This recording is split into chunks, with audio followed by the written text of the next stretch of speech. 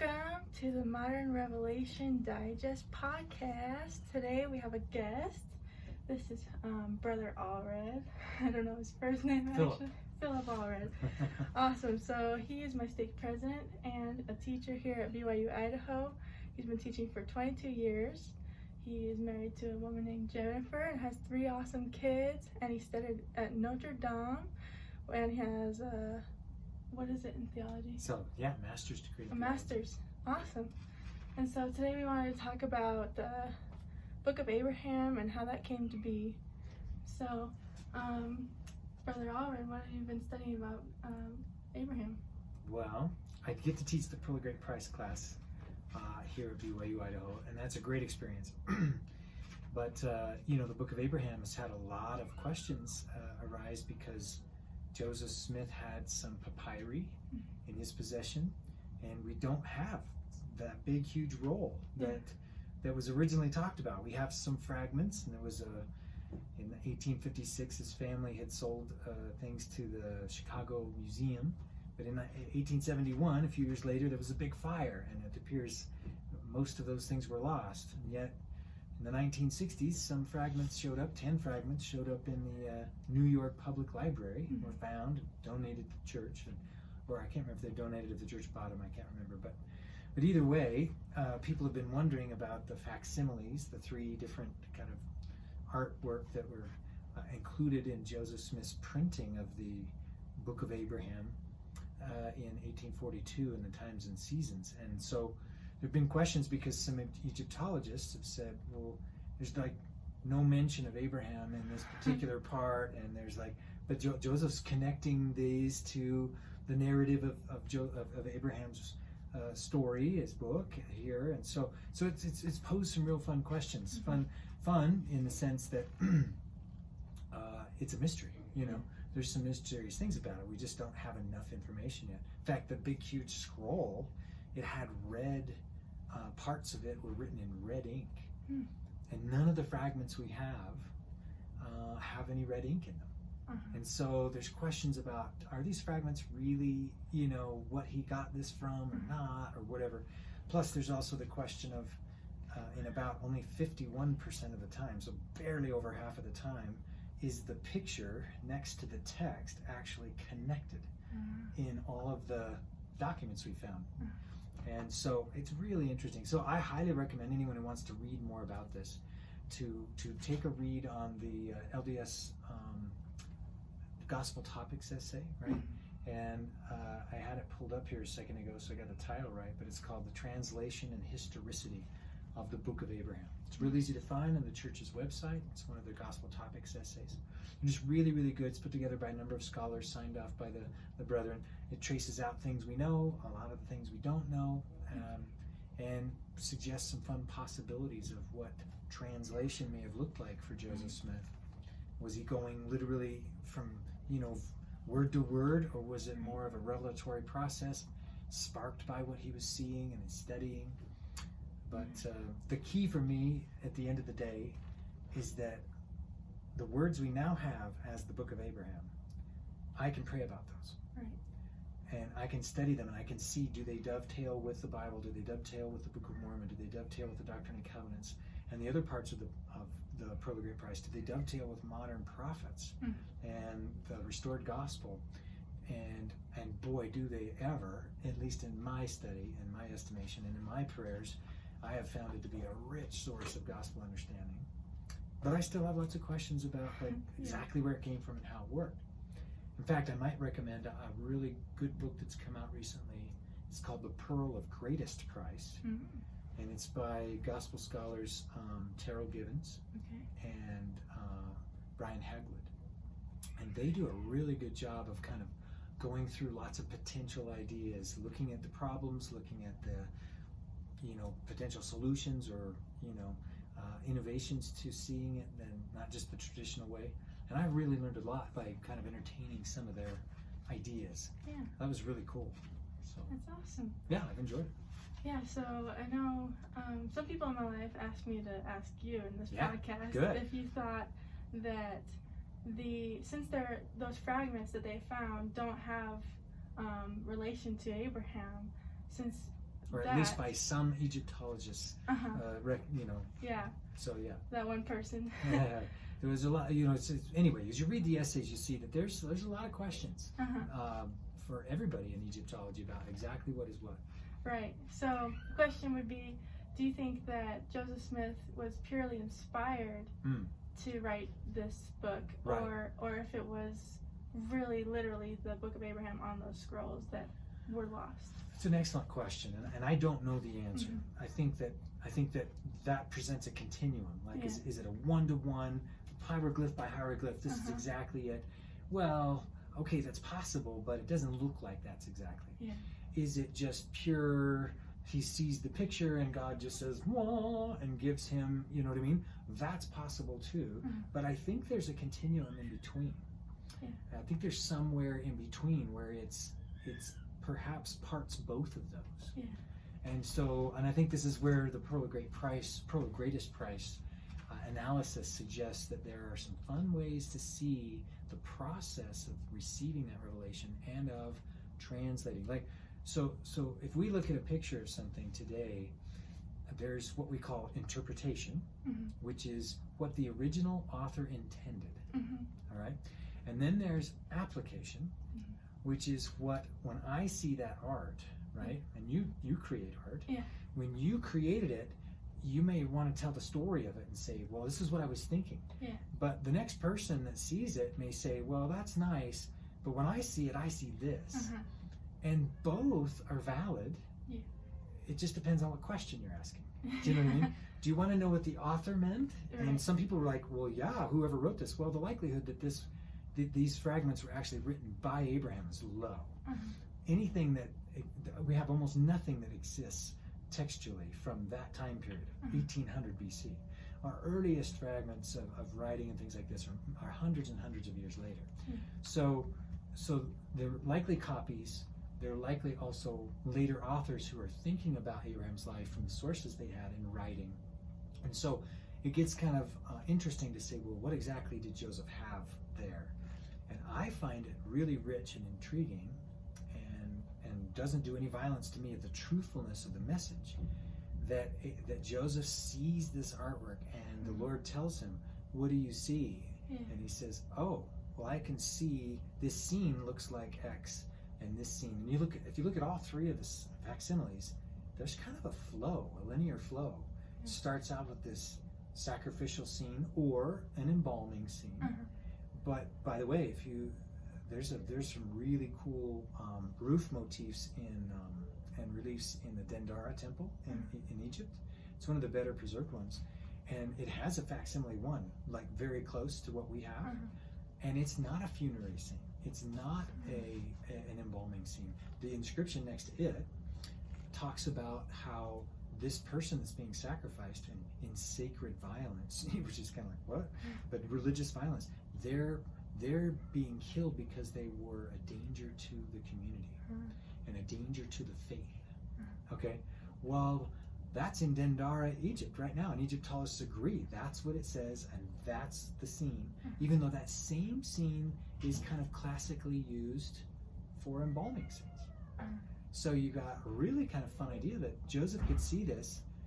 There are inscriptions that suggest that it is sacrificial, not only and ever only embalming scenes.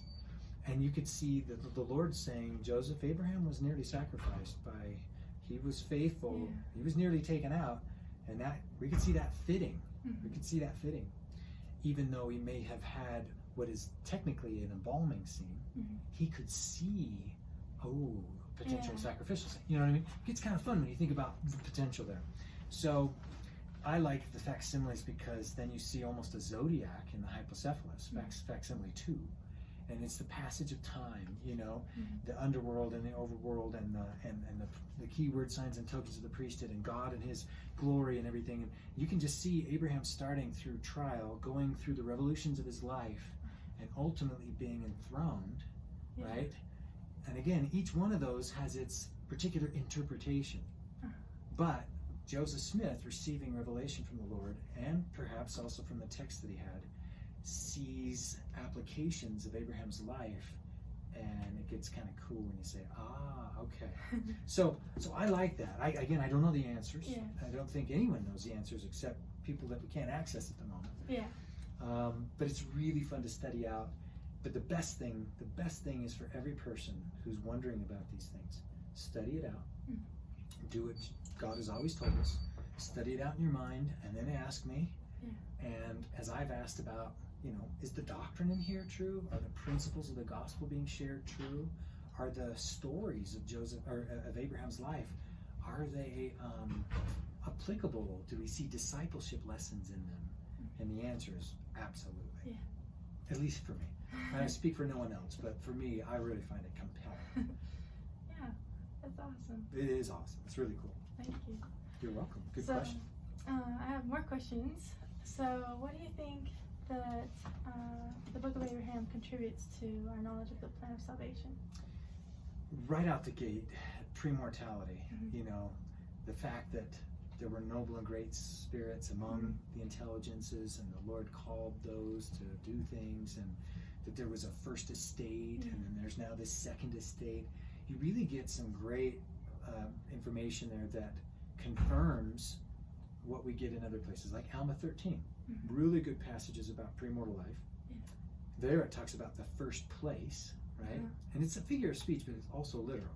Yeah. In the first place, or in other words, as Abraham says, in the first estate, or as DNC 138 says, our first lessons. Okay, so we got our lessons in this first estate, in that first place. And what's happening there? Well, we're learning, we're growing, we're being taught, and people are deciding if they like it or they don't, or they're all in, or they're just partly in, or they're out, And Abraham really fleshes that out with his vision in Abraham 3. And that's super cool. So I really like it. We get probably the clearest definition of the Abrahamic covenant, right? In Abraham 2. Verses 6 through 11. And it comes right after he's married, which makes sense, doesn't it? You can't have the fullness of the Abrahamic covenant unless you have a couple that, with Lord willing, have children in this life, maybe not to the next, but that they're on this covenant path and cruising forward. Then you have now become an heir to those covenant blessings. That's really clear in Abraham 2, and even clearer than you get in Genesis. So it's really nice. But it confirms what we have in Genesis. You get a lot of interesting information about Egypt, the first pharaohs. You get, some clarity on a few things, but you also get some questions about, how did this work? Hugh Nibley suggests that we weren't dealing with race, we were dealing with birthright blessings. So Ham, not the firstborn. Ham didn't have the birthright. Couldn't have the priesthood, not necessarily because of some wickedness or skin color, but because it's simply how the Lord has worked over the centuries with the firstborn, who had right to that priesthood, to direct that priesthood, to direct those blessings. So that's some fun suggestions from Hugh Nibley and others. Yeah. So there's a lot there. Of course, the creation account is just ridiculously cool. Yeah. Right? You mentioned, I think, to me earlier about how, you say it. I like the way you put it. About how the gods waited until they were... Yeah, the gods waited until the matter obeyed. Right. So they commanded things. Yeah, and they had to... So that shows how gods aren't all... they are all powerful, but they have limitations, right? Or they have motivations. Okay. Maybe put it this way, and I'm not correcting, I'm just saying, it's kind of cool to think that their motivation may be to help us learn by doing. Right, okay. Right? And if they did everything, or they made everything happen, then we'd just go, well, that was cool for you. Yeah, yeah, so they depend on things obeying their will. And so that includes people, that includes matter and objects and things, so I just think trees. That's really a cool part of the Isn't account. That fun? Yeah. Yeah, the Abraham account is really fun that way because it confirms that there are multiple beings involved in the creation. That it's not just quote God, right? Even though Hebrew Elohim, plural, etc. But nonetheless, it's really clear in the Abraham account that it's the gods plural working this. Yeah. And their modus, or the way they do it, is very much an an invitation or a commandment, and then seeing if they will. In fact, in one of the apocryphal writings, they have this. This is in Second Enoch, I think. It's really fun because it talks about the person seeing the vision sees this place in the heavens where the stars are in a kind of like a prison, and these stars are in prison because they didn't rise and do their revolutions the way they were commanded to. It's really fun to say. And it says, the guide of the vision tells, in this case, I think it's Abraham who's supposed to be seeing this. And he says, until they learn how to do it the way God told them to, and to rise punctually and everything like they're supposed to, they're gonna have to wait in this prison. Isn't that amazing? Yeah, that's crazy. Yeah, so it's an apocryphal thing, but so it's not canonized, but it does kind of make some sense with the Abrahamic account. Right. By the way, Joseph would never have known about that writing. Those were discovered and published way after he would have been familiar with. But so it's kind of fun. So I think those are some highlights for me. Here's another one that I really like, because when you first approached me, we talked a little bit about Revelation. So in Abraham 2, as he's moving away from the famine, right, and he's coming down, we think, from the north into the land of Canaan, which is his promised land. There's a famine there too. And so you have this fun discipleship insight as he has to grapple with the fact that God has promised him this land, but he can't actually live on it. If he stayed there, it would kill him. He'd die.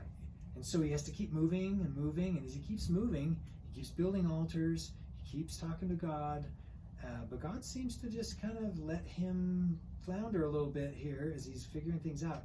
And then it says, later in chapter 2, it says, he concluded to go down into Egypt. Now, that is interesting that he had to conclude. God didn't tell him to. Right? He had to think, and God was maybe letting him think and figure some things out.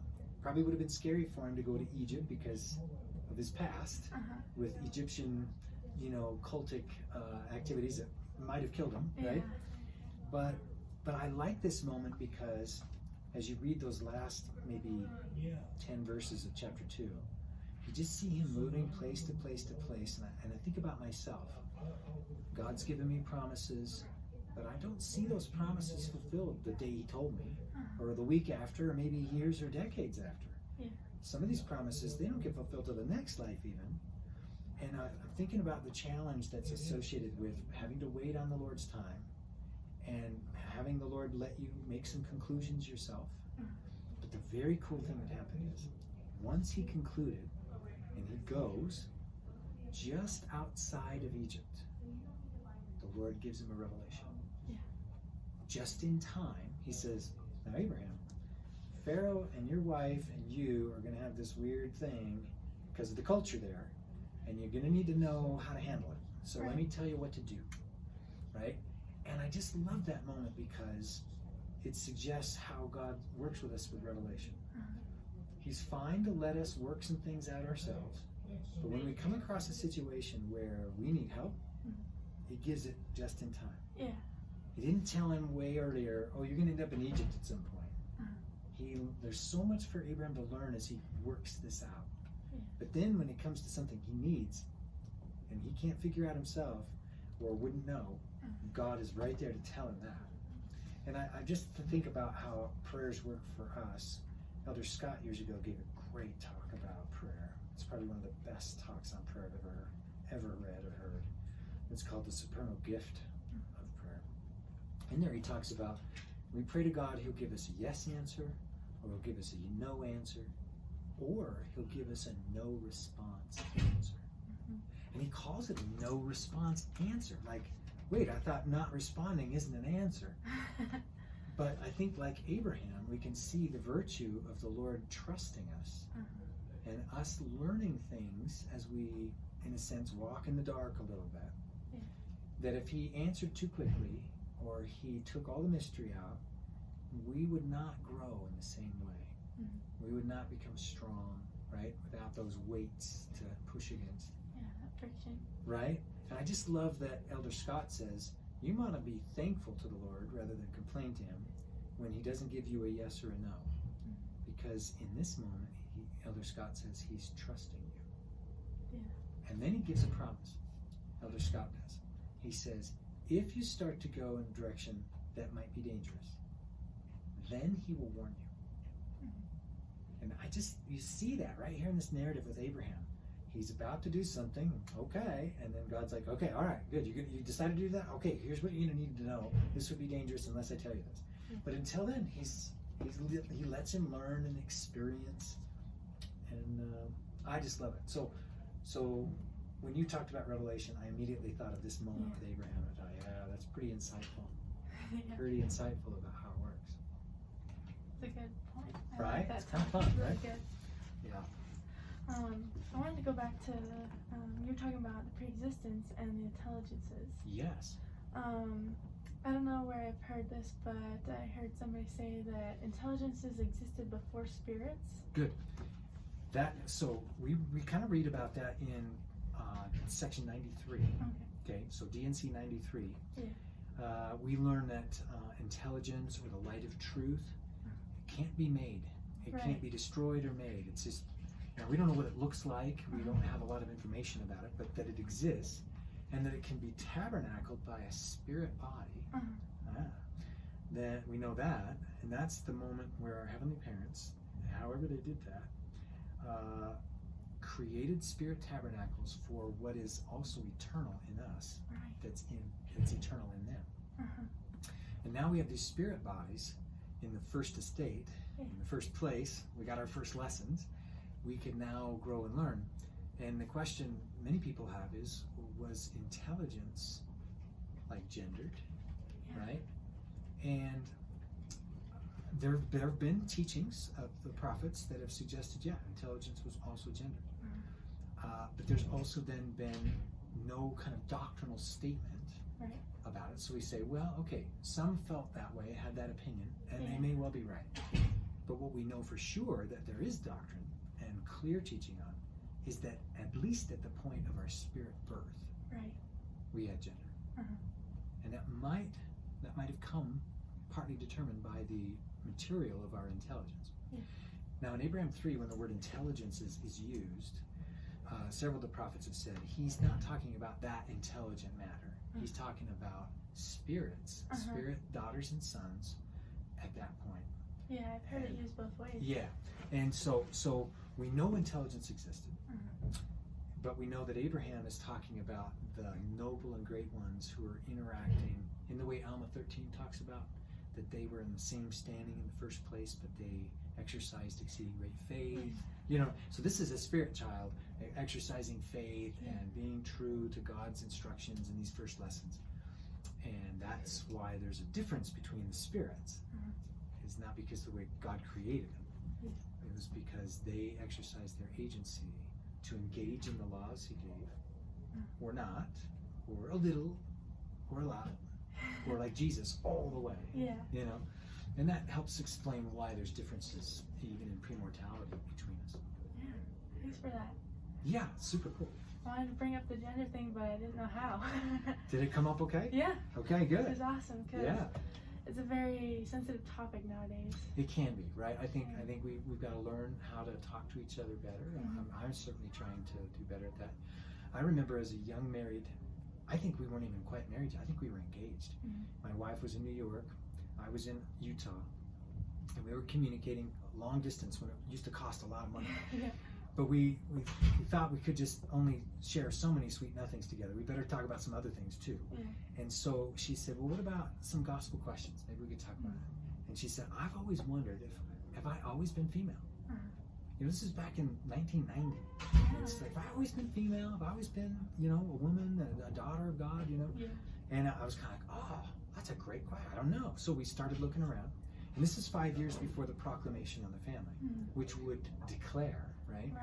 But there were some quotes. There were a few. There weren't a ton. But there were some quotes that said, yeah, you have been. At least at the point of your spirit birth, right? Or spirit creation, however you want to call that. And so that was fun as we kind of learned that, and then the proclamation came out and kind of confirmed that, like, oh, cool. this was a comfort to her because she's like, cool, I feel like I know who I am even better now. Now we know with sensitivity and tenderness that part of our mortal trials and challenges are that that's not always clear for every person. And be that genetic, biological, or whatever, that some have real complex feelings about being a man or a woman or not. And so we want to be very sensitive and recognize everybody has dignitary claims. Everybody should be treated with value and respect and esteem. And as Jesus taught, we love God with all our heart, mind, and strength, and we love each other as we love ourselves.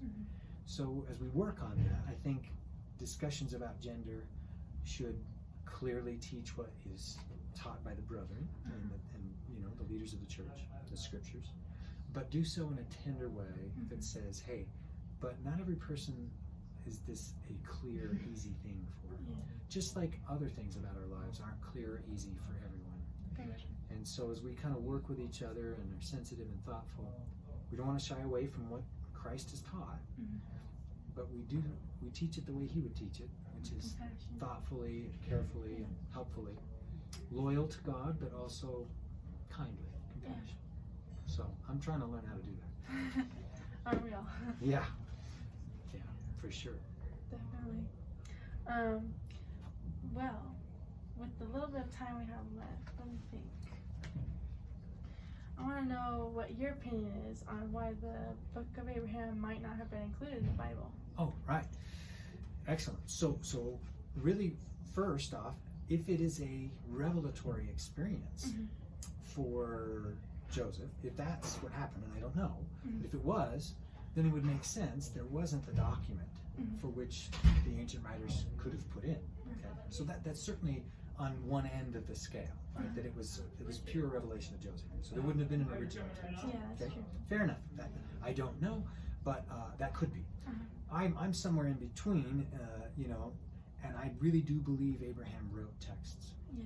And part of the reason I believe that is the book of Moses in the Pearl of Great Price too talks about how wherever God has given the priesthood and he's called people to labor in the priesthood to serve others, they've always written.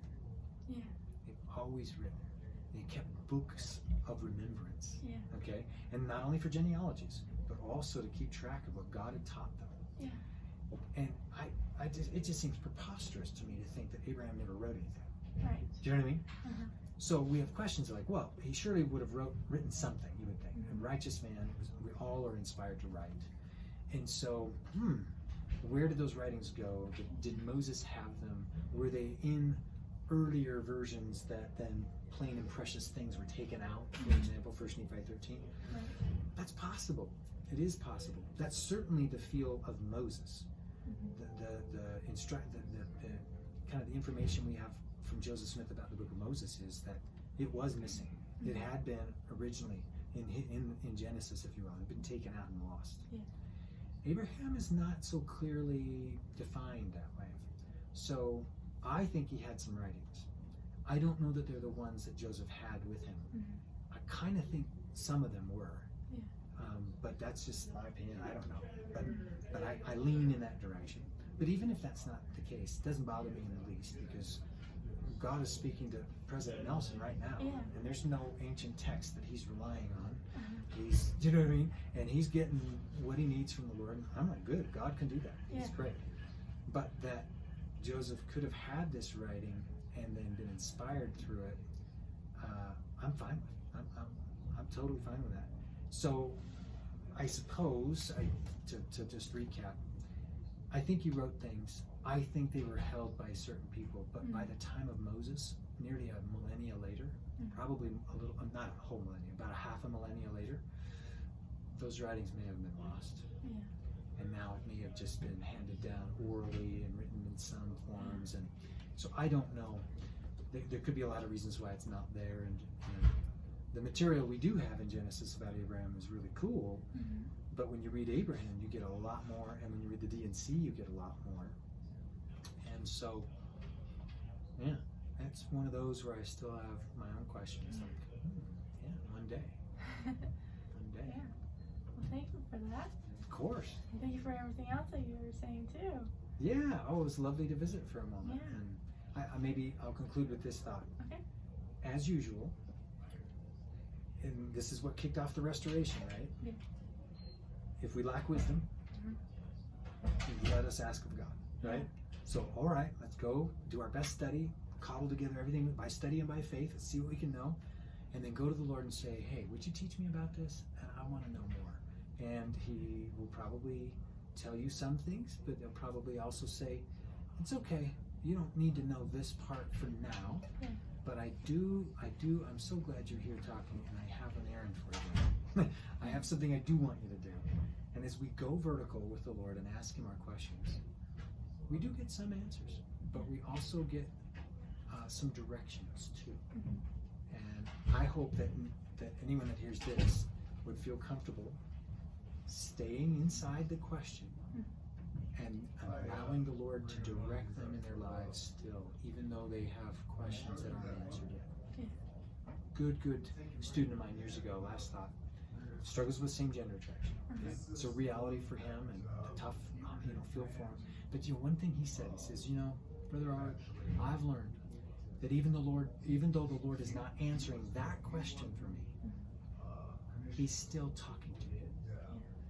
He's still talking. But that's harder to do for him if we're not talking to him. If I stop going vertical because I've got this question that's really bugging me, and I miss what he is telling me for the things that as yet in his wisdom he's not telling me, what a loss that would be. So I'm grateful for that young man, and I've thought a lot about it ever since he told me. That's awesome. Thank you for sharing that. Of course. And so we invite you guys to pray about any questions you have concerning the Book of Abraham or any other questions you have. And thanks for watching. Click subscribe. Bye-bye.